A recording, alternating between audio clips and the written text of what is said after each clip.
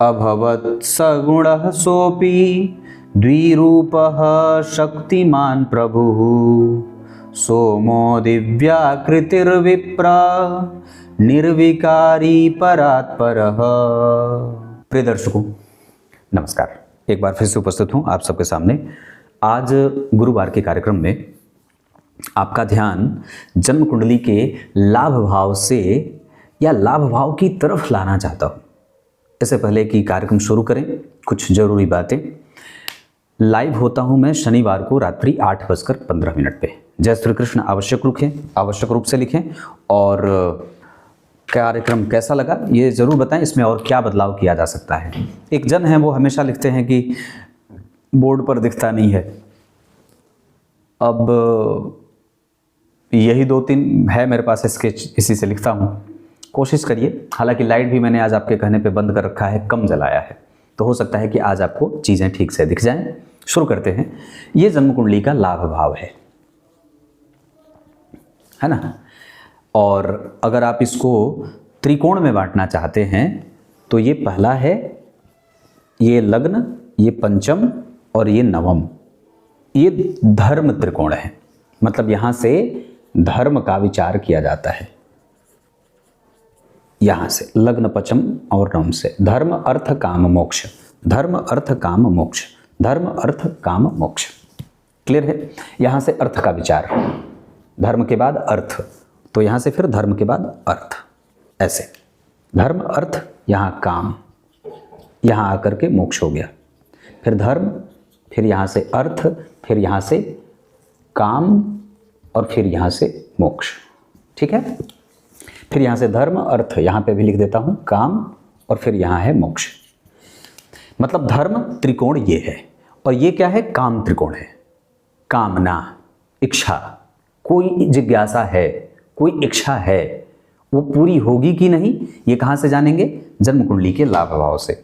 इसको और भी नजदीक से समझते हैं तो जन्म कुंडली का जो लाभ भाव होता है, वहां से आप अंग्रेजी में उसे गेन कहते हैं, पर मैं उसे हिंदी में लाभ ही कहूँगा, क्योंकि व्यक्ति पराक्रम करता है तो सोचता है कि मुझे इसका लाभ मिलेगा कि नहीं, या ये नुकसान हो जाएगा। तो यहाँ से लाभ, किसी भी प्रकार का लाभ आपको जन्म कुंडली के एकादशवें भाव से ही देखना है। जो ग्रह आपकी कुंडली में दशा में एक्टिव है उसका लाभ भाव से संबंध बन रहा है क्या, बस इतना देख लीजिए। मान लीजिए मैं विचार करता हूं कि आपकी कुंडली में कोई एक ग्रह एक्टिव है, सूर्य से लेकर राहु शनि केतु पर्यंत। राहु की दशा आपको मान लीजिए चल रही है। अब आपको यह देखना है कि क्या राहु का संबंध लाभ भाव से है, या दूसरा, इसको हटाते हैं। मान लीजिए किसी व्यक्ति को सूर्य की दशा है, तो अब यह देखना है कि क्या सूर्य का संबंध लाभ भाव से है क्या। फिर इसको उदाहरण देते हैं, चंद्रमा। मान लीजिए किसी व्यक्ति की कुंडली में चंद्रमा की दशा चल रही है, तो क्या चंद्रमा का संबंध लाभ भाव से है क्या। अगर चंद्रमा का संबंध लाभ भाव से है, या जो ग्रह आपकी कुंडली में दशा में एक्टिव है अगर उसका संबंध लाभ से है, अब आपको यह देखना होगा कि वो कब एक्टिव हो रहा है, मतलब महादशा, अंतरदशा, सूक्ष्मांतर, प्राणांतर में कब एक्टिव हो रहा है। उस दशा काल में अगर उस ग्रह का संबंध लाभ भाव से है तो उस दिन उस समय पे आपको जरूर वो थोड़ा बहुत लाभ करा देगा। ये पहला सिद्धांत है, इसको समझ लिया। अब दूसरा, कब वो लाभ नहीं देगा। मान लीजिए जिस ग्रह की दशा चली वो ग्रह आपकी कुंडली में लाभ भाव में बैठा है, या लाभ भाव को देख रहा है, या लाभ भाव के स्वामी के साथ बैठा है, या लाभ भाव के स्वामी से देखा जाता है। और अगर लाभ भाव के स्वामी ही कमजोर हों, कब ये लाभ नहीं देगा, तो लाभ भाव के स्वामी अगर कमजोर हों तो कैसे। मान लीजिए लाभ भाव के स्वामी आपकी कुंडली में शुक्र बनते हैं, मान लीजिए यहाँ पे 2 या 7 नंबर में से कोई एक अंक लिख दिया, और शुक्र आपकी कुंडली में अस्त हो गए, या एकादशवें भाव में जहां आप लाभ कहते हैं वहां पे शनि की राशि बन गई और वो शनि आपकी कुंडली में अस्त हो गए, कमजोर हो गए। वो बताता हूं कैसे। अगर लाभ भाव के स्वामी आपकी कुंडली में जो ग्रह बनता हो, अगर वो जन्म कुंडली में अष्टम भाव में आ गया, लाभेश अष्टम भाव में आ गए, और या तो फिर वो लाभ भाव के स्वामी अस्त हो गए सूर्य से, क्लियर है? एक वो अष्टम भाव में आ गए, लाभ के स्वामी थे, अष्टम में बैठ गए, या फिर अष्टम में नहीं बैठे हैं, किसी दूसरे भाव में बैठे हैं, वो अस्त हो गए सूर्य से। और तीसरा, वो जहां बैठे हैं लाभेश, उससे 3 घर आगे कोई पापग्रह नहीं बैठा है, कोई 3 घर आगे पापग्रह नहीं बैठा। तो ये जो स्थिति होगी वो लाभेश को कमजोर कर देती है। या फिर जो ग्रह आपकी कुंडली में दशा में एक्टिव है वो भले ही लाभ भाव से संबंध बनाया है, लेकिन अगर लाभ भाव के अधिपति के साथ ये तीनों सिद्धांत जो मैंने अभी बताए वो लागू हो गए, तब आपको आपकी कुंडली में एक्टिव ग्रह भी लाभेश से संपर्क बनाने के बावजूद लाभ नहीं दे पाता है। सिंपल है, आपको सिर्फ इतना देखना है जितना मैंने बताया है। अब इसमें और भी चीजें जो मैं आपको समझाना चाहता हूं, इसको थोड़ा समझ लेते हैं। जैसे विचार करिएगा कि जो पक्ष कुंडली का लाभ का बन रहा है उसको थोड़ा समझ लेते हैं कि अगर जन्म कुंडली के 9वें भाव में विचार से शुक्र बैठ गए या बुध बैठ गए या गुरु बैठ गए जन्म कुंडली के लाभ भाव में, या चंद्रमा ही बैठ गए, तो ये लाभ भाव से एकादशवें घर में 3 शुभग्रह 4 शुभग्रह में से कोई एक बैठ गया। अब आपकी कुंडली में लाभेश भले ही कमजोर क्यों ना हो, आपकी कुंडली में लाभ भाव के स्वामी अस्त क्यों ना हो, आपकी कुंडली में लाभ के स्वामी अष्टम में क्यों ना बैठे हों, फिर भी ये चारों ग्रह में से कोई भी एक अगर भाग्य भाव में बैठा है तो आपका लाभ फिर भी आपको मिल जाएगा। हमें हमारे ग्रह देने वाले बन रहे हैं क्या? इस प्रश्न का उत्तर हमें लाभ भाव ही देता है, अन्य कोई भाव नहीं देता है कि तुमको क्या मिलने वाला है।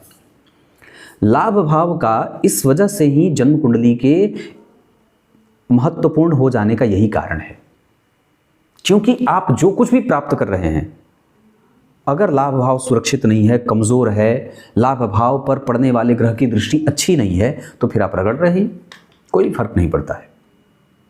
लेकिन अगर ये लाभ भाव के साथ सिद्धांत लागू हुआ जो मैंने बताया, तो यकीनन ये ग्रह आपको देने वाले बन जाते हैं। मतलब लाभेश की कमजोरी भी इनके बैठ जाने से मजबूती में बदल जाती है। एक पक्ष और कहता है, कब लाभ भाव और भी ज्यादा डिप्रेस हो जाता है, जब लाभ भाव के स्वामी जहां पे जो राशि बनी हो, मान लीजिए 1 से लेकर के 12 तक में, अगर वो 6वें भाव में बैठ जाए, अगर वो 6वें भाव में बैठ जाए, या 8वें में बैठा या 12वें में बैठ गया, तो अब यहाँ पे ग्रह अगर बैठे हैं तब तो ये बात अच्छी है कि वापस उनको बल की प्राप्ति हो जाती है। लेकिन अगर लाभ के स्वामी 12वें बैठे, 8वें बैठे और 6वें भाव में बैठे हैं, और यहाँ पे अर्थात 9वें भाव में कोई भी शुभ ग्रह नहीं बैठा, तब आपको बहुत मेहनत करनी पड़ती है, तब आपको जीतोड़ मेहनत करना पड़ता है, बहुत संघर्ष हो जाता है फिर। और फिर आप जिस इच्छा से कोई भी पराक्रम करते हैं वो इच्छा पूरी नहीं होती, या वो आपसे रगड़ रगड़ करके परेशान कर देती है। क्लियर है? एक पक्ष और भी है जो लाभ भाव से संबंधित है, वो बता देता हूं। लाभ भाव से जितने ज्यादा पापक ग्रहों का संबंध होगा, लाभ भाव उतना ही बलवान होगा। लाभ भाव से पापक ग्रह का संबंध सोच के देखिए, मैंने कहा पापक ग्रह, शुभ ग्रह का नहीं कहा। और विचार करिए कि अगर लाभ भाव के संबंध में हम 9वें भाव को रखते हैं तो 9वें भाव पे सारे शुभ ग्रह को बिठाया है, लाभ भाव में नहीं बिठाया है। और एकादशवें भाव से 9वें भाव के बैठे शुभ ग्रहों का कोई संबंध नहीं होगा। क्यों? क्योंकि शुक्र न देखेंगे, बुध न देखेंगे इस भाव पे, न तो चंद्रमा देखेंगे, न तो गुरु देखेंगे। अर्थात 9वें एकादशवें भाव में शुभ ग्रह की महत्ता उतनी नहीं होती। शुभ ग्रह उसको बलवान जरूर बनाते हैं, क्योंकि ये नैसर्गिक रूप से सूत्र होता है कि किसी भी भाव को अगर कोई शुभ ग्रह देखेगा तो उसके बल की वृद्धि करेगा। लेकिन एकादशवें भाव के लिए सिद्धांतकार लिखते हैं कि जितना ज्यादा पापक ग्रह उसको देखेंगे उतना ही जातक महत्वाकांक्षी होगा, और उतनी ही ज्यादा उसके पराक्रम का बल, उसकी महत्वाकांक्षा की पूर्ति वो पापक ग्रह कराएंगे। सारे के सारे पापक ग्रह आपके 9वें भाव को आपके एकादशवें भाव को देख रहे हैं या बैठ गए हैं, तो आप उतने ही ज़्यादा एम्बिशियस होंगे, उतने ही ज़्यादा आपको प्राप्त करने का बल मिलता रहेगा। आप हमेशा एक लक्ष्य को प्राप्त करेंगे, फिर दूसरा आपके सामने है, फिर तीसरा आपके सामने है। इस तरीके से आप प्रत्येक लक्ष्य को छोटा छोटा ऐसे टुकड़ों में करके आप एक महारत हासिल कर जाते हैं। और इसमें विशेष योगदान आपकी कुंडली के एकादशवें भाव पे देखने वाले पापग्रह का होता है। चाहे वो राजनीति से हो, चाहे वो धर्म से हो, चाहे वो किसी भी तरीके से हो, आप चाहे जिस क्षेत्र से धन कमाना चाहते हैं, एकादशवें भाव पे पड़ने वाले अधिक से अधिक पापक ग्रह की दृष्टि, इसको भी समझ लेते हैं कैसे। एकादशवें भाव पे शनि यहाँ से देख लिए, एकादशवें भाव पे राहु यहाँ से देख लिए, एकादशवें भाव पे केतु यहाँ से, या राहु और केतु यहाँ से, यहाँ पे मंगल बैठ करके देख लिए, मंगल यहाँ से बैठ करके देख लिए चौथी दृष्टि से। मतलब कहीं से भी उस भाव पे पापक ग्रह की दृष्टि पड़नी चाहिए। क्लियर है। अब एक बात और है, जो मैंने कार्यक्रम के आरंभ में श्लोक पढ़ा था उसका अर्थ बताता हूं। भगवान ने सारी बातें कह दी, लेकिन अब प्रश्न फिर से उठता है, फिर से पूछते हैं कि सती मैया का विवाह शिव जी से कैसे हुआ, ये विस्तार से बताइए। तो भगवान ब्रह्मदेव वहां पे बताते हैं कि जो, जिसे कहते हैं ना कि जो अजन्मा है वो शिव हैं। सबसे ज़्यादा आयु भगवान शिव की है, इसीलिए उन्हें अविनाशी कहा गया।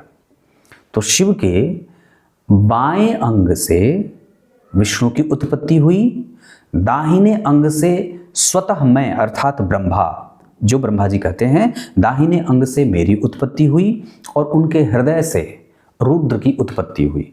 तो बाईं अंग से पालन पोषण का काम भगवान शिव ने विष्णु जी को दे दिया, दाहिने अंग से निर्माण का काम मुझे ब्रह्मा को दे दिया, और स्वतः अपना एक अंश प्रकट किया रुद्र के रूप में, और उससे लय विलय का सारी जिम्मेदारी उस रुद्र को दे दी,